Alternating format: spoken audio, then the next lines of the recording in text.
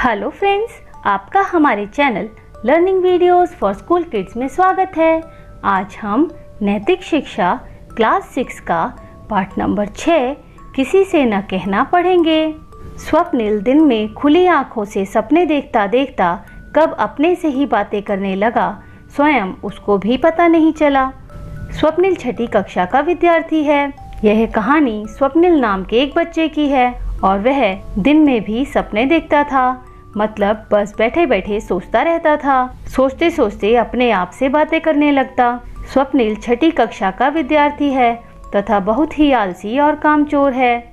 उसे कक्षा के अंतिम बेंच पर बैठना बहुत पसंद है, क्योंकि यहाँ बैठकर आराम से अपने सपनों में खोया रहता है। दिन भर खुली आंखों से सपने देखने में उसे खूब आनंद आता है। स्वप्निल नाम का बच्चा बहुत आलसी और कामचोर है। आलसी यानी लेजी और कामचोर यानी जो काम ना करना चाहता हो। तो वह अपनी कक्षा यानी कि अपनी क्लास के अंतिम बेंच पर यानी कि लास्ट बेंच पर बैठना पसंद करता था, क्योंकि वहाँ बैठकर वह अपने सपनों में खोया रह सकता था, यानी कुछ भी बैठा बैठा सोच सकता था। कक्षा में अंतिम बेंच पर बैठे बैठे वह कल्पना करने लगा कि वार्षिक परीक्षा का गणित का प्रश्न पत्र लीक हो गया है। अपनी कल्पना में खोए खोए वह जोर जोर से बोलने लगा।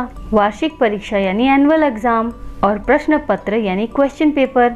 लीक होना यानी जब एग्जाम होने से पहले ही क्वेश्चन पेपर किसी को मिल जाए तो उसे क्वेश्चन पेपर का लीक होना कहते हैं। अपनी कल्पना में खोए खोए वह जोर जोर से बोलने लगा, गणित का प्रश्न पत्र लीक हो गया है, गणित का प्रश्न पत्र लीक हो गया है। जब स्वप्निल बैठे बैठे कुछ सोच रहा था और अपने सपनों में खोया हुआ था, तभी वह जोर जोर से बोलने लगा कि गणित का प्रश्न पत्र लीक हो गया है, यानी कि मैथ्स का क्वेश्चन पेपर लीक हो गया है। स्वप्निल के पास वाली बेंच पर ही शामली और दीक्षा बैठी थी। जैसे ही उनके कानों में स्वप्निल के ये शब्द पड़े तो उन्होंने स्वप्निल की तरफ मुड़कर देखा और पूछा, क्या वह सच कह रहा है?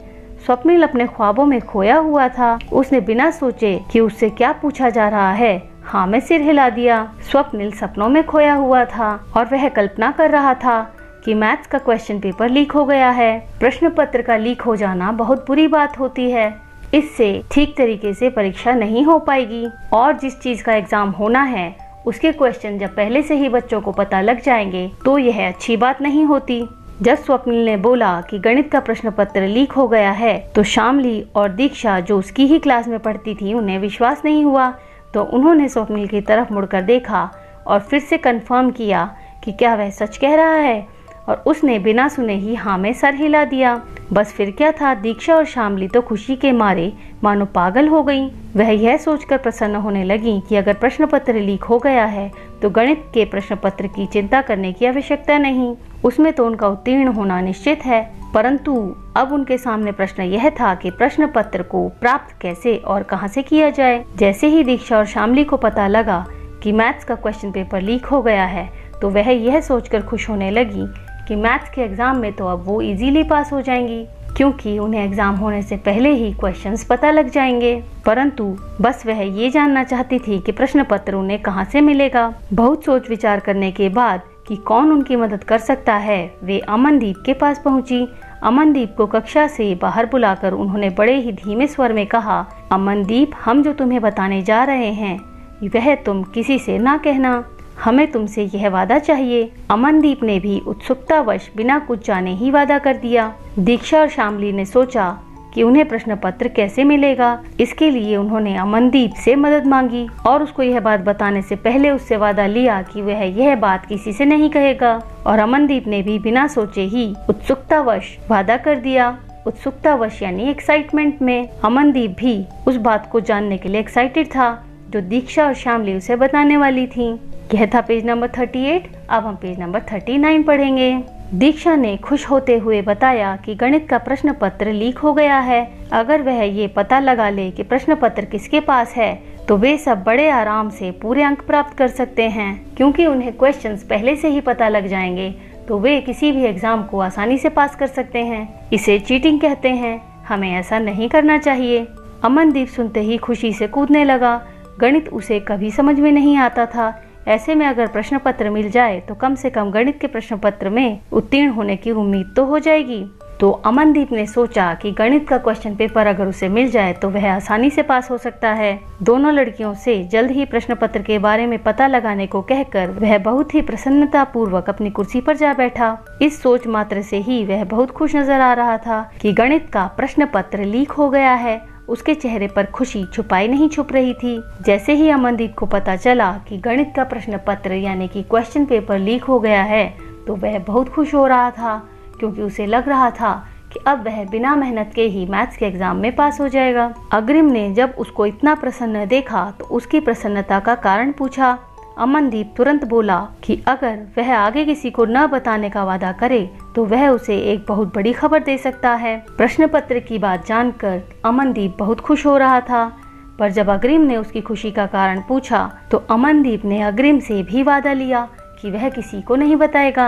अग्रिम ने तुरंत वादा कर डाला और इसके साथ ही अमनदीप ने उसे बताया कि सभी कक्षाओं के गणित के प्रश्न पत्र लीक हो गए हैं। दीक्षा और शामली ने अमनदीप को बताया था कि उनकी कक्षा का गणित का क्वेश्चन पेपर लीक हुआ है, परंतु अमनदीप ने जब यह बात अग्रिम को बताई तो यह बात थोड़ी सी बढ़ा दी और उसने यह कहा कि सभी कक्षाओं के क्वेश्चन पेपर लीक हो गए हैं। यह सुनकर अग्रिम खुशी से पागल हो उठा और कक्षा 8 में पढ़ रहे अपने भाई को यह खबर बताने दौड़ पड़ा।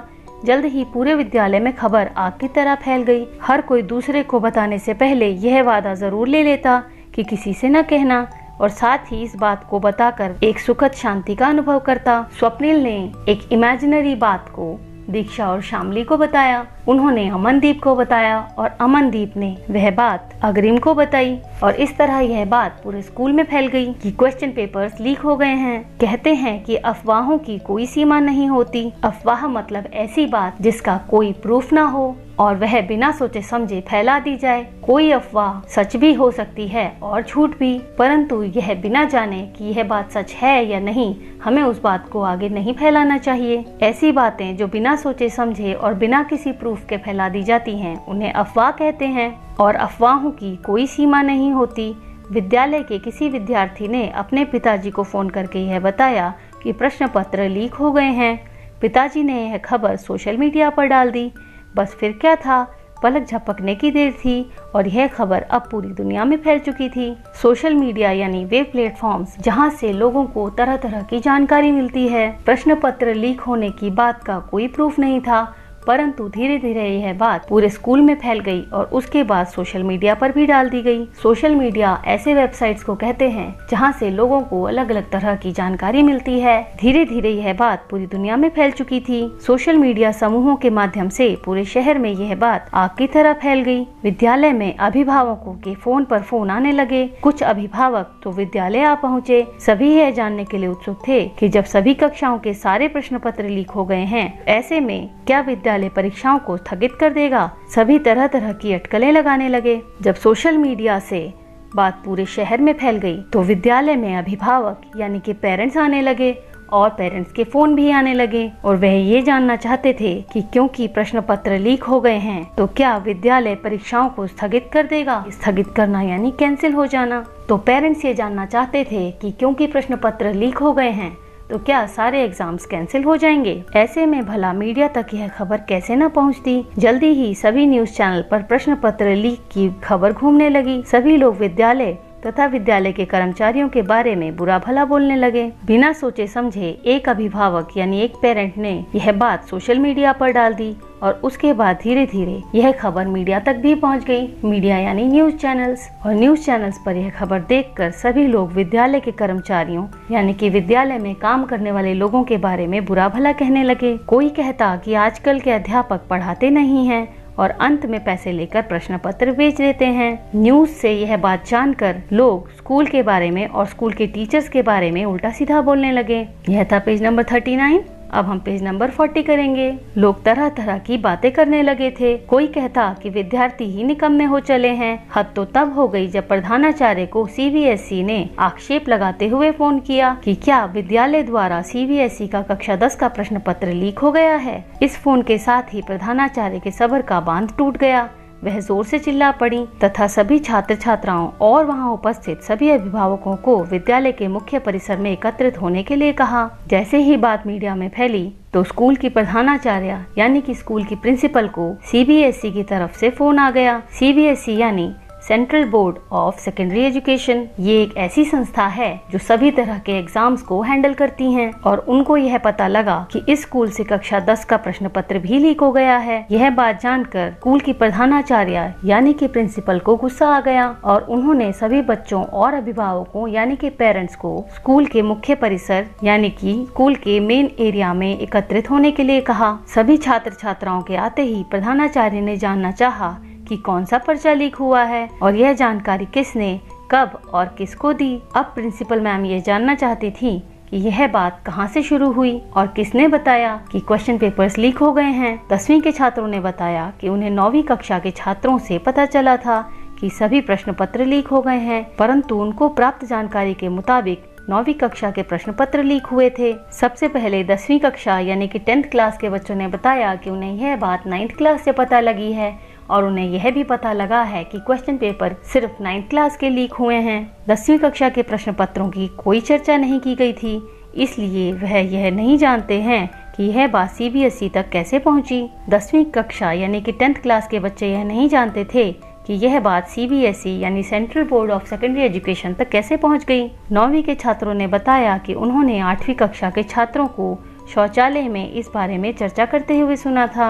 जब 9th क्लास के बच्चों से पूछा गया तो उन्होंने कहा कि उन्होंने 8th क्लास के बच्चों को शौचालय यानी कि टॉयलेट में बात करते हुए सुना था। धीरे धीरे करके पता चला कि 8वीं कक्षा के एक छात्र को 6ठी कक्षा में पढ़ रहे अपने भाई जिसका नाम अग्रिम है से पता चला था। जब प्रिंसिपल मैम ने इंक्वायरी की तब उन्हें पता चला कि 8वीं कक्षा यानी कि 8th क्लास के एक छात्र यानी कि स्टूडेंट को 6ठी कक्षा यानी कि 6th क्लास के अपने भाई से पता लगा और उसका नाम अग्रिम है। पूछने पर अग्रिम ने बताया कि उसे अमनदीप से और अमनदीप ने बताया कि उसे शामली और दीक्षा से पता चला था। धीरे धीरे प्रिंसिपल मैम यह पता लगा रही थी यह बात कहां से शुरू हुई। प्रधानाचार्य ने जैसे ही शामली और दीक्षा को बुलाया वह जोर जोर से रोने लगी। उन्होंने रोते हुए बताया कि उन्होंने स्वप्निल को कहते हुए सुना था कि गणित का 6ठी कक्षा का प्रश्न पत्र लीक हो गया है। जब प्रिंसिपल मैम ने शामली और दीक्षा को बुलाया तो वे रोने लगी और उन्होंने प्रिंसिपल मैम को यह बताया कि उन्हें यह बात स्वप्निल से पता लगी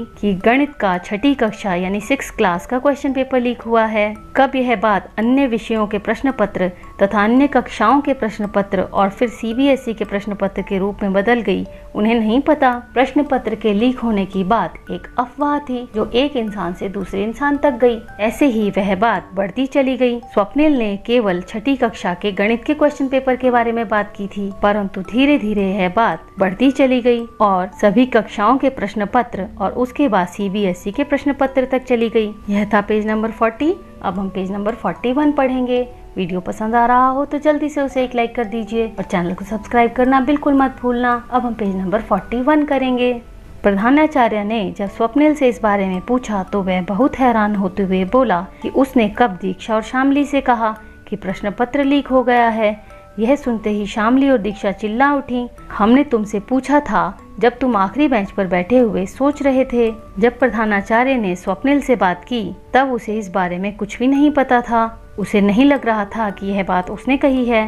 तब शामली और दीक्षा ने उसे याद दिलाया कि जब वह आखिरी बेंच यानी कि लास्ट बेंच पर बैठा हुआ सोच रहा था तब उसने यह बात शामली और दीक्षा से कही थी। यह सुनते ही स्वप्निल बहुत ही मासूमियत से बोला, मैं तो सिर्फ ऐसी कल्पना कर रहा था कि अगर गणित का प्रश्न पत्र मिल जाए तो कितना अच्छा हो। यह सुनते ही वहाँ एकत्रित सभी विद्यार्थी, अभिभावक और अध्यापक अध्यापिका जोर जोर से हंसने लगे। स्वप्निल ने प्रिंसिपल मैम को बताया कि वह सिर्फ कल्पना कर रहा था, यानी कि इमेजिनेशन कर रहा था कि अगर प्रश्न पत्र लीक हो जाएगा तो कितना अच्छा रहेगा। जैसे ही सबको यह बात पता लगी कि यह सिर्फ एक कल्पना है यानी कि इमेजिनेशन है तो सभी जोर जोर से हंसने लगे। प्रधानाचार्य सभी को शांत कराते हुए बोली, बच्चों देखा अफवाहें कितनी खतरनाक होती हैं तथा कितनी तेजी से फैलती हैं।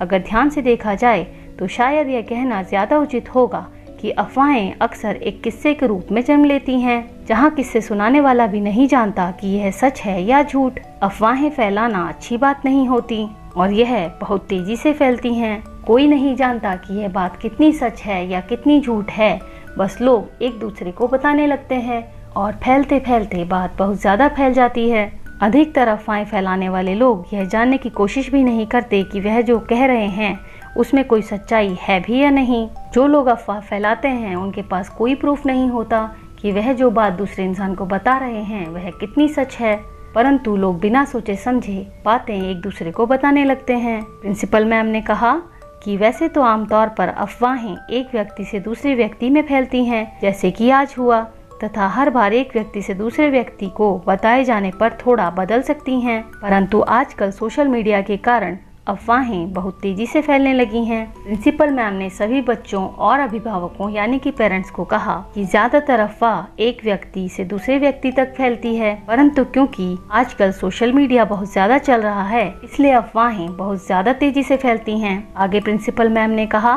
कि आज की घटना से सीख लेते हुए मैं आप सबसे इतनी विनती जरूर करूंगी कि आगे से कुछ भी बोलने से पहले सोचें और परखें। जब हमें कोई बात या कोई घटना की जानकारी मिलती है तो हमें पहले सोचना चाहिए और यह जानने की कोशिश करनी चाहिए कि यह बात कितनी सच है, तभी यह बात हमें दूसरे इंसान को बतानी चाहिए।